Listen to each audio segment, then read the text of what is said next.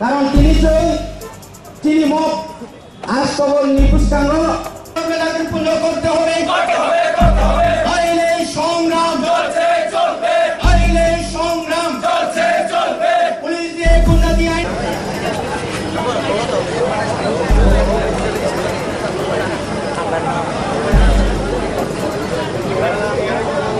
আজকে আমাদের এই আন্দোলন এনআরসি এবং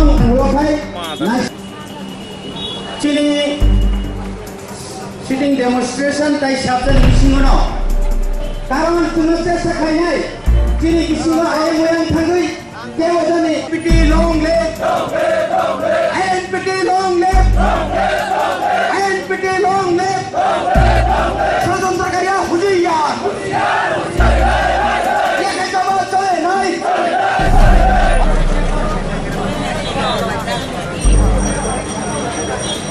নরক যন্ত্রণা পুষ্কাঙ্গ ভাই কিসা কষ্ট ভাই মাসুম নাই খাওয়া পান মাসুম নাই একে জবাব চলে নাই একে জবাব চলে নাই চলগিরিয়া চললাইয়া চিনি হাও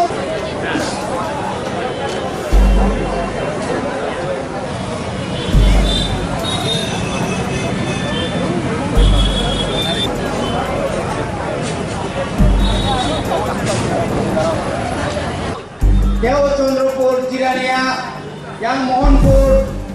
No race.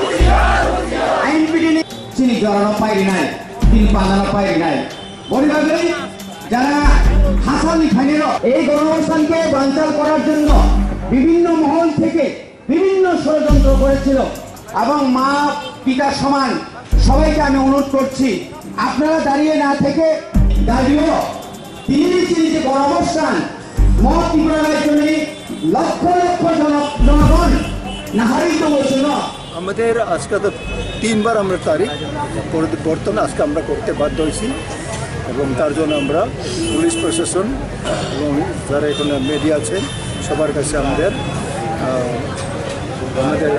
যে কী বলবো আমরা সন্তুষ্ট আছি এবং আমরা সবসময় কোঅপারেট করবো যাতে সব কিছু শান্তিভাবে হয় এবং আজকের আমাদের মেইন ইস্যু হলো এনআরসি তো ভারত সংবিধানের বাইরে না যেহেতু ভারত সংবিধানের একটা আর্টিকেল কাজেই ত্রিপুরাতে তো জনসাধারণ অতিরিক্ত হয়ে গেছে এটা অতিরিক্ত হওয়াতে কার দুঃখ কার কষ্ট কার আনন্দ তো এটা সব আমরা বিচার করতে পারবো না যদি ভারত সরকার মনে করে আমাদের ত্রিপুরার যে প্রবলেমটা এটাও যদি সফল করতে হয় এটা রিজলভ করতে হয় তো আমাদের পপুলেশনটা চেক করা প্রয়োজন আছে এবং নইলে তো আমরা আরও মানুষ বাড়বো এখন অনেক শরণার্থী তারা এখানে থাকে গেলেও তো আমাদের অসুবিধা আছে যারা আসতেছে তাদের তো কোনো এরকম বাধা নিষেধ নাই এগুলো তো ঠিক না কাজে এনআরসি তো আসামেও তো হলো এবং আসাম তো ভারতের বাইরে না তবে ত্রিপুরা থেকে হইতে পারবো খুব না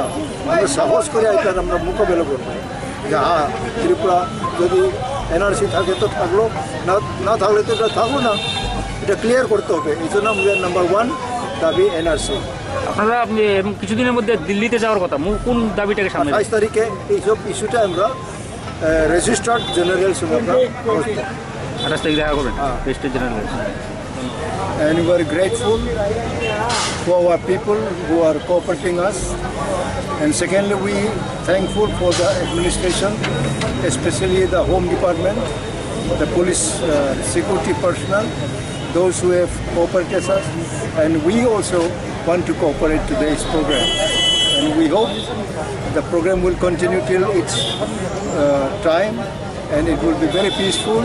From our side, we have no problem. From police side also, they have no problem, and it will be ended peacefully. And we want our people, those who have come from different parts of the state, they are very happy, and they will be able to return to their respective home very peacefully. What is your main demand? Our main demand is NRC of 51 has to be introduced into Tripura. But there is no register of citizenship in Tripura.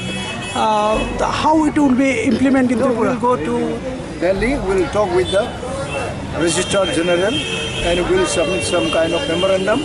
We'll also request the India government to find out if NRC can be introduced into Tripura.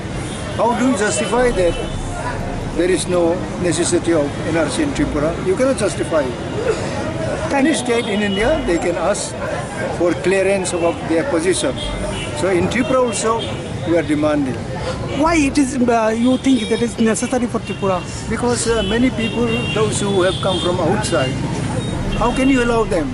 You will allow some Myanmar or Chinese people to settle here? Will you agree?